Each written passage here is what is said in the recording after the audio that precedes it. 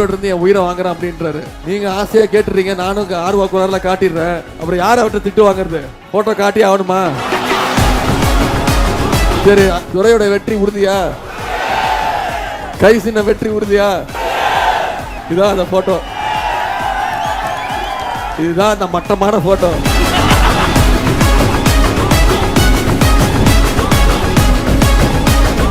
15 நாட்களா தமிழ்நாடு முழுக்க கிட்டத்தட்ட 80 சட்டமன்ற தொகுதிகளுக்கு நேரடியாக போய் நம்முடைய வெற்றி வேட்பாளர்களுக்கு உதயசூரியன் சின்னத்திலையும், நம்முடைய கூட்டணி கட்சி வேட்பாளர்களுக்கு நம்முடைய கூட்டணி சின்னத்திலையும் வாக்கு கேட்டு தொடர்ந்து தமிழ்நாட்டு மக்களை சந்திச்சுட்டு இருக்கிறேன். நான் போற வரைக்கும் பாத்தீங்கன்னா எல்லா இடத்துலயும் மிகப்பெரிய எழுச்சி. நிச்சயம் நம்முடைய திராவிட மாடல் 2.2 ஆட்சி அமைய போவது உறுதி. நம்முடைய தலைவர் தான் மீண்டும் முதலமைச்சரா வரப்போறது உறுதி.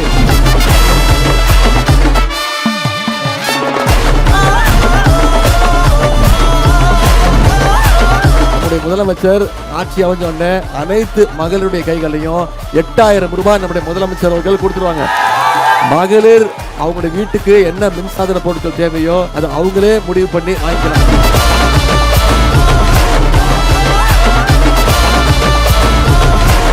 பிஜேபி தமிழ்நாட்டுக்குள்ள என்னைக்குமே நம்ம நுழைய விட மாட்டோம். அதனாலதான் இன்னைக்கு அதிமுகங்கிற போர்வை போத்திக்கிட்டு இன்னைக்கு பிஜேபி தமிழ்நாட்டுக்குள்ள எப்படியாவது நுழையணும்னு முயற்சி பண்ணிட்டு இருக்காங்க.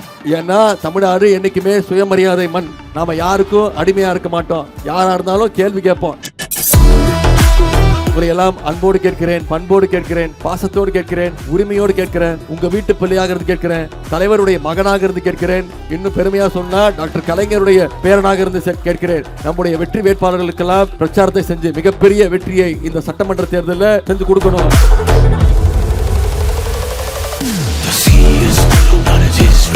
இந்த நெல்லை மாவட்டத்திற்கு எப்போது வந்தாலுமே எனக்கு தனி பெருமை, தனி உற்சாகம் தரும். ஏன்னா நெல்லை என்னைக்குமே கழகத்துடைய கோட்டைன்னு மீண்டும் மீண்டும் நிரூபிச்சு காட்டக்கூடிய மாவட்டம் இந்த நெல்லை மாவட்டம்.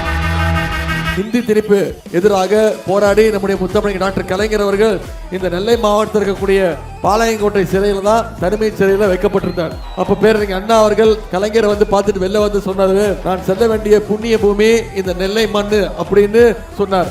அப்படிப்பட்ட பெருமை வாய்ந்த நெல்லை மண்ணுக்கு உங்களை எல்லாம் சந்திக்க நான் வருகை தந்திருக்கிறேன்.